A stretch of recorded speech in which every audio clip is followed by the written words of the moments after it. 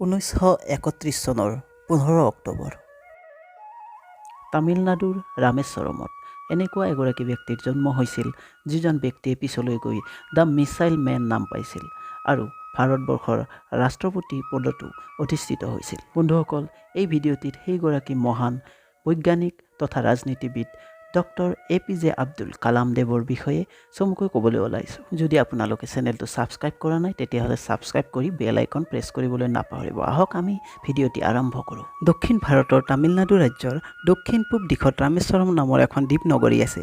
ইয়াৰে এটা মধ্যবিত্ত পৰিয়ালত 1931 চনৰ 15 অক্টোবৰ তাৰিখে আব্দুল কালামৰ জন্ম হয়। তেওঁৰ সম্পূৰ্ণ নামটো হ'ল আব্দুল পকিৰ জয়নুল আবেদিন আব্দুল কালাম। দেউতাকৰ নাম আছিল জয়নাল আবেদিন আৰু মাকৰ নাম আছিল আসিয়াম্মা। আব্দুল কালামৰ দেউতাকৰ কোনো আনুষ্ঠানিক শিক্ষা নাছিল। আৰ্থিকভাৱেও তেওঁ সচ্ছল নাছিল।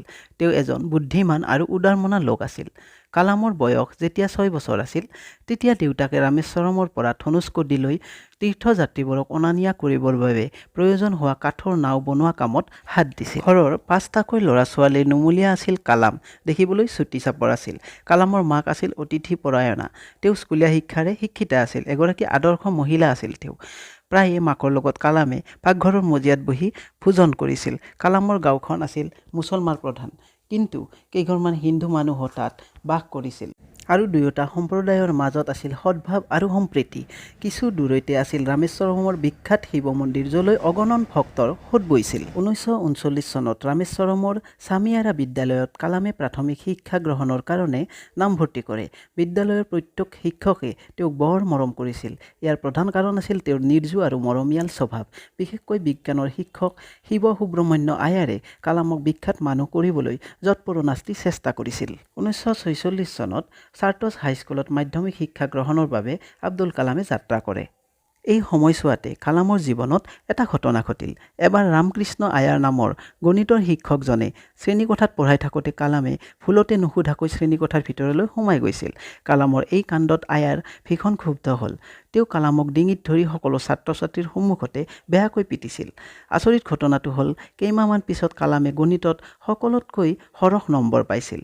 এদিন ৰাতিপুৱা প্ৰাৰ্থনা কৰিবলৈ অহা সকলো ছাত্ৰ ছাত্ৰীৰ আগত গণিতৰ শিক্ষকজনে আগৰ ঘটনাটো উল্লেখ কৰি ক'লে যে তেওঁ যি ছাত্ৰক আজিলৈ বেদ দিছে সিয়ে ডাঙৰ মানুহ হৈছে। গতিকে কালামেও এদিন এইখন বিদ্যালয় আৰু শিক্ষকসকলৰ বাবে সুনাম কঢ়িয়াই আনিব। মুহূৰ্ততে কালামৰ আগৰ অপমান নাইকিয়া হৈ গ'ল, বৰং নতুন উৎসাহেৰে পঢ়াত মন বহালে। 1950 চনত ছেইণ্ট জোচেফ মহাবিদ্যালয়ৰ তিৰুৱন্নাপল্লীত শিক্ষা আৰম্ভ কৰে। পদাৰ্থ বিজ্ঞানসহ BSCত উত্তীৰ্ণ হৈ 1954 চনত মাদ্ৰাছ ইনষ্টিটিউট অৱ টেকন'লজিত যোগদান কৰে। কিন্তু তেওঁক এটা ডাঙৰ সমস্যাই লগ দিছিল। সমস্যাটো হ'ল নামভৰ্তি কৰিবলৈ প্ৰয়োজন হোৱা প্ৰায় 1000 টকা তেওঁ এতিয়া ক'ত পায়। দেউতাকৰ বাবে ইমান টকা যোগাৰ কৰাটো অসম্ভৱ। অৱশেষত এই দায়িত্ব মূৰ পাতি ল'লে জহৰা নামৰ তেওঁৰ বায়েকগৰাকীয়ে। তেওঁ নিজৰ সকলোখিনি গহনা বন্ধকত দি নামভৰ্তিৰ কাৰণে আৱশ্যকীয় টকাখিনি কালামক দিছিল। কালামে 1958 চনত দিল্লীৰ প্ৰতিৰক্ষা মন্ত্ৰালয়ত মাহিলী 250 টকা বেতনত জ্যেষ্ঠ বিজ্ঞানীৰ সহায়ক পদ লাভ কৰিছিল। 21 নৱেম্বৰ 1963 চনত ভাৰতৰ প্ৰথম ৰকেট নাইক এপেক উৎক্ষেপণ কৰা হয়। 1964 চনত ৰোহিণী 75 ৰকেট উৎক্ষেপণ। 1967 চনত মেনকা ৰকেট উৎক্ষেপণ। 1968 চনত ইণ্ডিয়ান ৰকেট ছ'চাইটিৰ গঠন হৈছিল।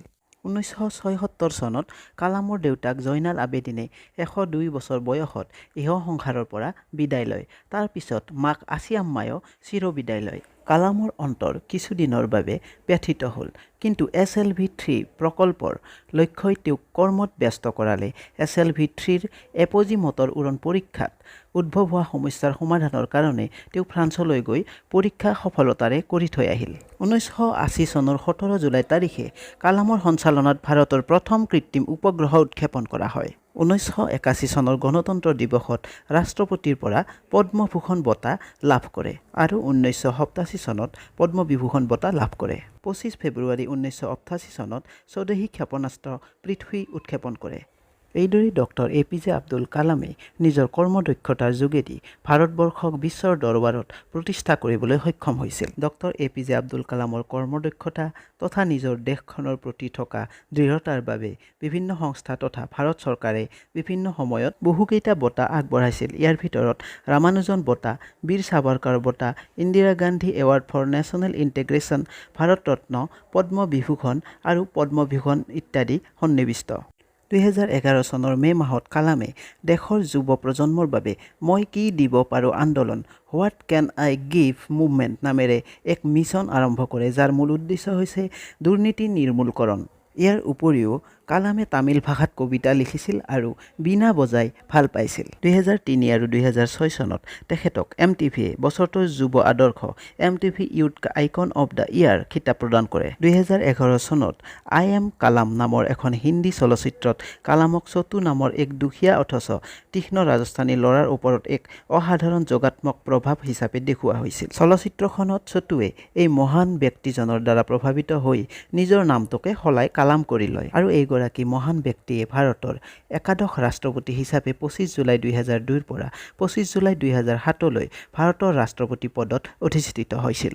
তেখেতৰ কাৰ্যকালৰ সময়ত ভাৰতত দুজনকৈ প্ৰধানমন্ত্ৰী হৈছিল, এজন হৈছিল অটল বিহাৰী বাজপেয়ী আৰু আনজন হৈছিল মনমোহন সিং। ৰাষ্ট্ৰপতি পদত অধিষ্ঠিত হোৱাৰ আগেয়ে তেখেত এজন এৰস্পেচ অভিযন্তা হিচাপে প্ৰতিৰক্ষা গৱেষণা আৰু বিকাশ সংগঠন আৰু ভাৰতীয় মহাকাশ গৱেষণা সংস্থা ইছৰোৰ কাৰ্যনিৰ্বাহ কৰিছিল। ভাৰতত বেলেষ্টিক ক্ষেপণাস্ত্ৰ আৰু উপগ্ৰহ উৎক্ষেপণ যান প্ৰযুক্তিৰ বিকাশৰ ক্ষেত্ৰত তেখেতৰ অৰিহণাৰ বাবেই ভাৰতৰ মিছাইল মানৱ বুলি অভিহিত কৰিছিল। 2015 চনৰ 27 জুলাই তাৰিখে শ্বিলঙৰ ভাৰতীয় ব্যৱস্থাপনা প্ৰতিষ্ঠান IIMত বক্তৃতা প্ৰদান কৰি থাকোঁতে সন্ধিয়া প্ৰায় 6:30 অসুস্থ হৈ পৰা কালামক তৎকালীনভাৱে চিকিৎসালয়লৈ লৈ গৈ তেওঁক ICUত ভৰ্তি কৰোৱা হ'ল।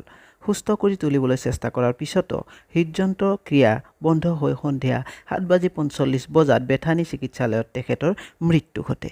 বন্ধুসকল, এয়াই আছিল missile man doctor APJ Abdul কালামৰ জীৱনৰ বিষয়ে চমুকৈ আলোকপাত।